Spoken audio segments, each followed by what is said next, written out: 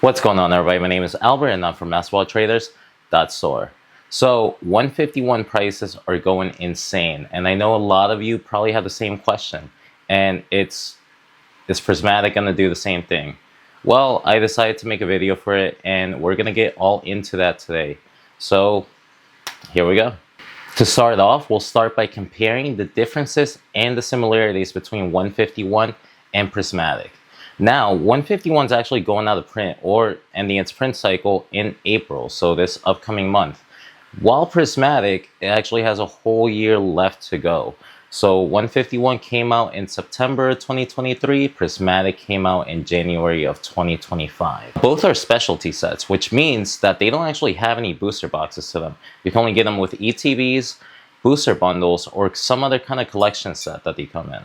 The key drivers are a little bit different. While 151 is actually pushed by a lot of the nostalgia that people have, Prismatic Evolutions is actually driven by the Eeveelutions themselves, the extremely hard hit rate that the Eeveelutions have, and the chase for the God Packs.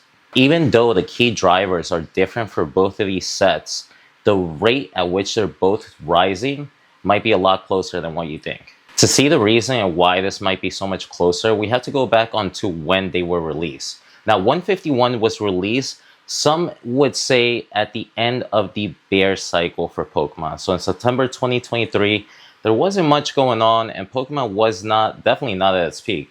It was towards the bottom a little bit. One might say that 151 actually brought back Pokemon and brought a lot more people back in because of the nostalgia factor. Now, Prismatic, on the other hand, Prismatic was released in January 2025. This was one of the peaks of the Pokemon phase, and which we're still going through right now, which is the current bull run.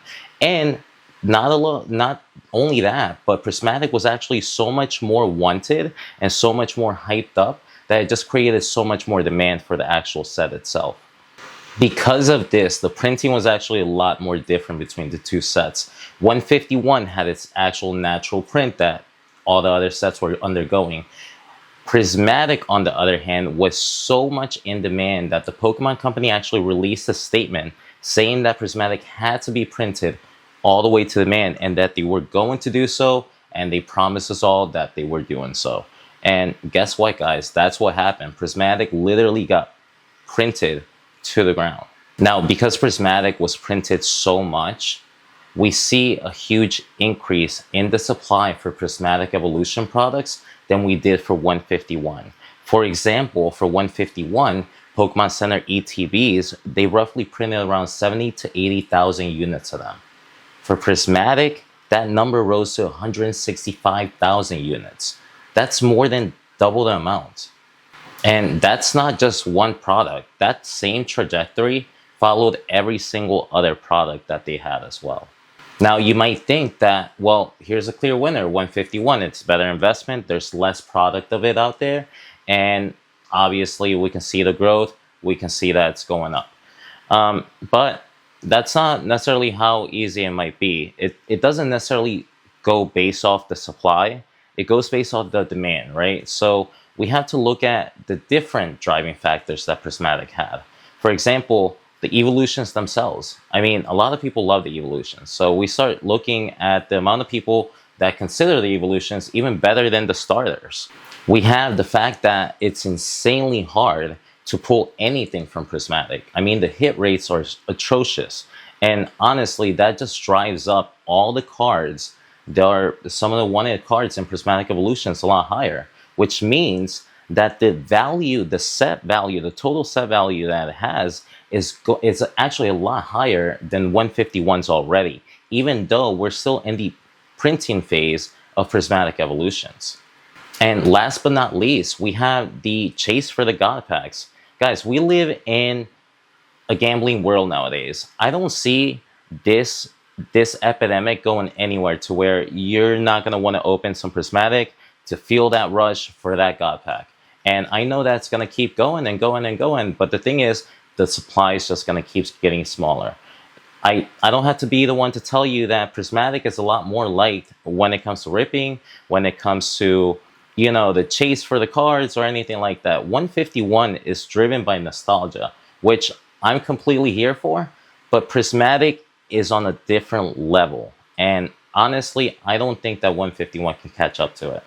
So in conclusion, I do think that Prismatic is actually going to be a better investment because even though 151 has less supply and is driven by a huge nostalgia factor, Prismatic has the hard pull rates, it has the God Pack chases, and it also has the huge demand. Guys, we haven't seen a demand for Prismatic or any other set like it in a while. And I think that's just going to keep going and keep getting higher. I would suggest that you guys go out and take advantage of the bundles that are coming out for MSRP. I know that bundles are one of the last products that they end up printing. So this might be a sign that Prismatic is leaving us a lot sooner than what we might think. But what do you guys think? Do you guys think that 151 is the play to go still, even though it's risen so much?